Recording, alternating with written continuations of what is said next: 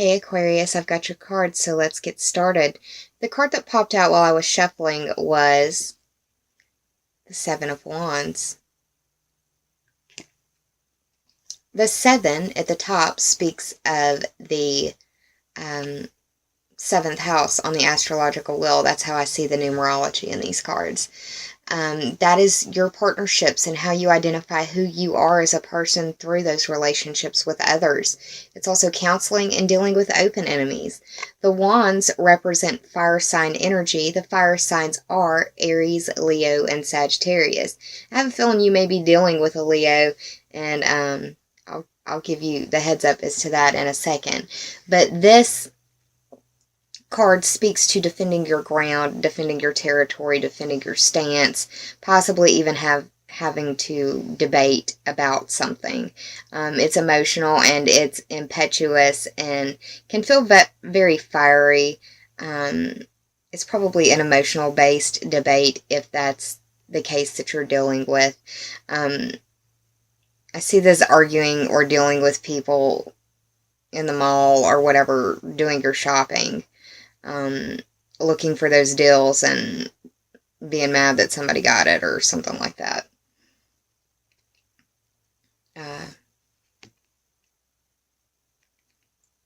And, I was looking at this spread. I was talking about on the 19th and the 20th, Mars moving into Pisces, which is your second house. That's impulse in the second house as well. So it could be that you are impulse buying or reactionary spending in some way. Be careful of that. Mars in the second house can be good because it could be, earning extra money and getting overtime, but it could also be spending. So understand that that's how that can play out. Now, the underlying theme or the overarching energy that I got for this spread is a major arcana card. It's the third card in the major arcana. It's the Empress. The 3 for me represents the third house, which is speaking to that, especially the Uranus side of the Jupiter-Uranus opposition, that it'll be occurring in your third house. The third house is the house of Gemini. It could speak to communication, short-distance trips, siblings, cousins, or neighbors. Also, Mercury is going to be going retrograde mid-month. The Empress is a major arcana card, represents the planet Venus, and Venus is moving into your first house, the house of Aquarius. Venus is the planet that represents love and values. It also represents harmony and beauty. It can be resources as well, money. The Empress card represents being abundant or having the abundant lifestyle, or, feeling abundant or prosperous. It also speaks to the feminine principle. Could be definitely feeling yourself this month. Venus is moving into Aquarius at the very beginning of the month. Makes perfect sense on that end. But the Empress is also a productive card. She's a producer. She's able to use what is around her to make her life better in some way, using her skills or what is around her. Now, this could involve a Taurus or a Libra because Venus rules those two signs as well. We also had the House of Libra show up in that 7 of Wands card. So, just giving you as much information about this spread as I can and as many different avenues as I can.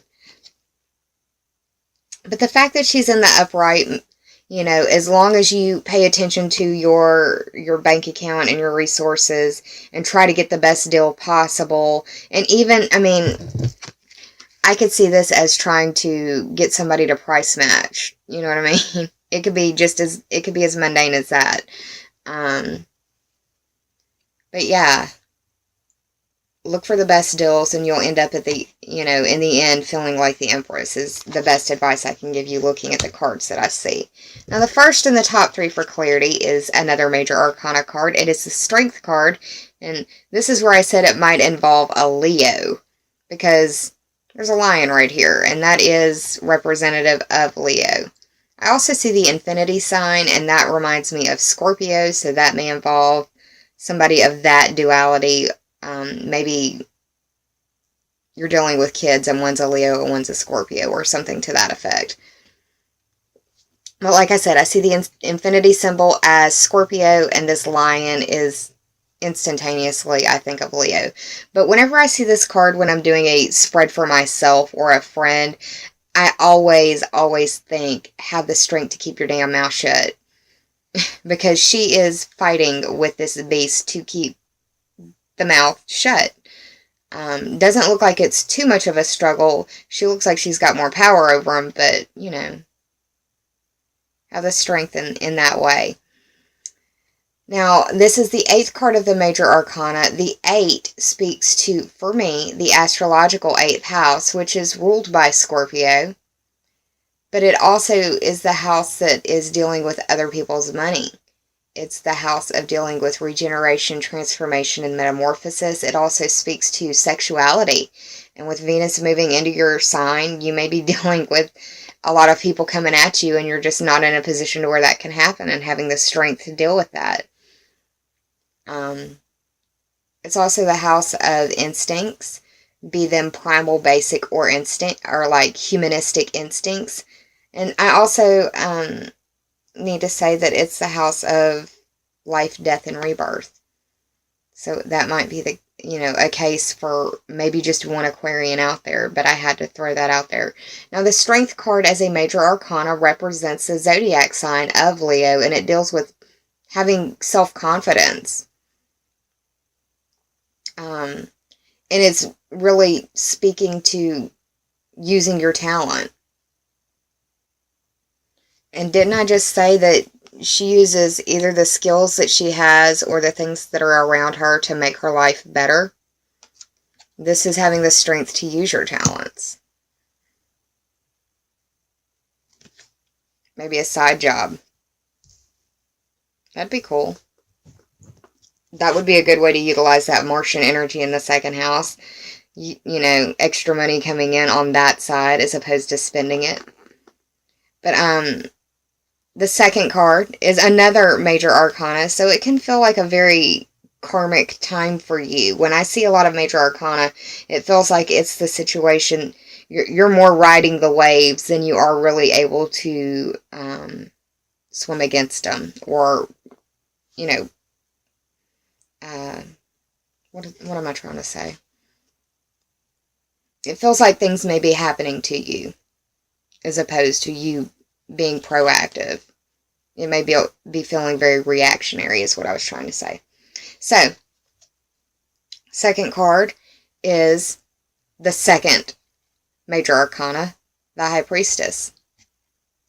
The second, this number 2 up here, speaks to me astrologically, the astrological house of Taurus, which is your money, your possessions, your earning ability, your self-esteem, your values. The things that you could point to and say, mine would probably qualify as a second house. Now, this High Priestess as a Major Arcana card, she's representative of the moon. Now, we're having a full moon in your 5th house. That may speak to you. The moon is also the ruling luminary of Cancer. So that may be important to you in some way. But she represents the unconscious. She represents response, and she represents feeling and intuition.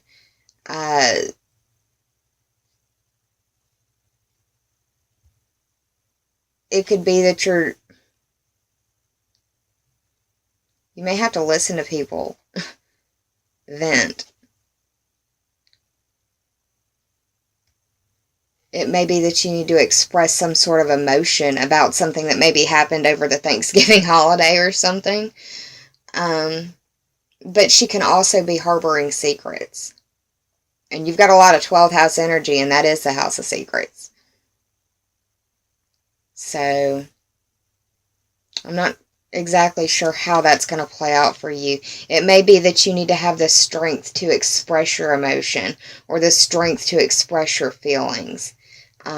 Because sometimes you can be a little detached about that sort of thing. That's not being ugly. That's just how I know some Aquarians that are very detached emotionally. They're very emotionally intelligent, but it's a way of protecting themselves regardless. The third card that I pulled for you, the final card is the King of Cups. And this is dealing with somebody who is emotionally intelligent and is able to express emotions well. You've got just a lot of people showing up. It's like a lot of character cards. You know, you could be dealing with, your sisters or your siblings. Sisters, siblings, same thing. Could be dealing with cousins. Could be dealing with your children, and you've got 3 girls that are arguing or just really giving you a hard time. But the one thing that I do think of when I see the King of Cups is the fact that he's got 2 cups in his hand. I always think of double fisting the drinks when I see this guy, because, the holidays can be trying. I'm not judging. Just be careful on that end. Don't end up making a fool of yourself because you're trying to numb whatever it is that you're not wanting to deal with, if that's the case. Because, the 12th house is it's dark in the fact that it's hidden. It's those hidden recesses of the mind. You may be having somebody want to have an emotional discussion with you that maybe you've been avoiding. And that's what I see for this spread, the way that it's laid out in front of me. The King of Cups is, a mature water sign. That would be Cancer, Scorpio, or Pisces. You do have Mars moving into Pisces. It is, I see that as Mars moving into Pisces.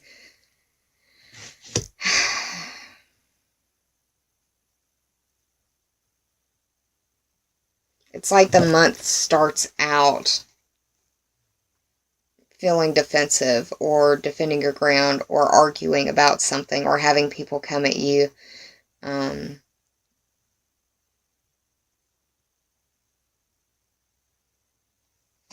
But I did the math on the cards here.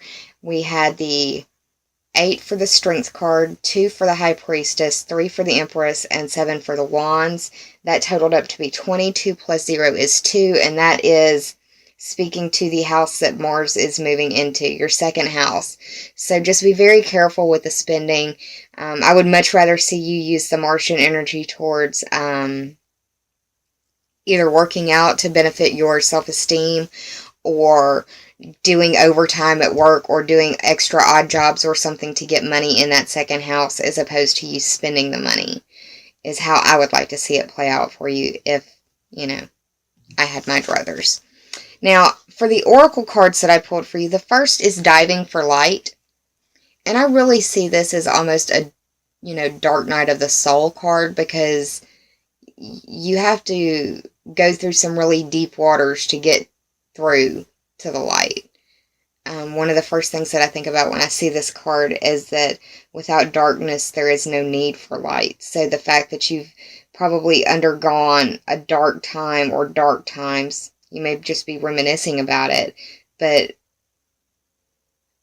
without that darkness, you wouldn't understand the need for light. Now, another thing is, I want you to Google seahorse symbology. That can be spirit totem or spirit animal, however you choose to Google it. But I feel like there may be messages as well for you there, because there's a lot of seahorses in this card. This card also acknowledges that there may be no justification for the situation that you've had to endure or witness or go through, but it's a calling for your empowerment through courage and bold trust. And understand that your vulnerability is a superpower for you. This card also acknowledges that it is a time of spiritual testing. And a spiritual testing it can feel like a very dark time. Now, the 11 speaks to the house that you rule on the astrological wheel. That's the 11th house ruled by Aquarius, and that's the house of your friends, your groups, your future wishes, goals, and dreams, the bucket list that you have for yourself. You could have either experienced through a friend's life some very dark, trying, testing times, or, you may have gone through it with the loss of friends or shifting of groups or even the reassessment of your dreams or your goals. And just understanding sometimes that you have to have that pruning away of whatever isn't working for you anymore to focus on what is working for you. It can be a very sad time for some people. So be gentle with yourself when it comes to that. I pulled another card for you, and it is the 17th card of the Sacred Rebels Oracle deck, and it reads, what is already with you? 1 plus 7 is 8, and that speaks to the Scorpio-ruled 8th house. You had an 8 show up before, so that house may be important to you. That's the house of life, death, and rebirth. It's the house of instinct, sexuality, regeneration, transformation, metamorphosis, and other people's money. Whenever I see the butterflies, I think of the 8th house because they start out as one thing and they are something entirely and completely different. And I also think about the journey of that, where a caterpillar is on the ground, and by the end of their transformation, by the end of their metamorphosis, their view is completely different. They're looking from above down below. I just think it's a beautiful way to think of it. But this card acknowledges that you have what you need at hand already, and that what you seek is actually nearer than you realize. This card also acknowledges that you're more ready than you are willing to accept, and that the chapter that you're in right now can have a happy ending if you desire, but you have to remain in your authentic truth.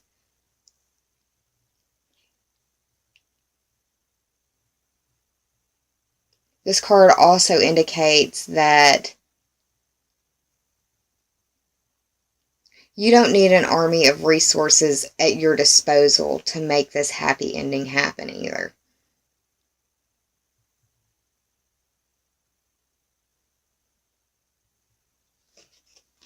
So yeah, Aquarius, a lot of energy going through the 12th house. Embrace your authenticity.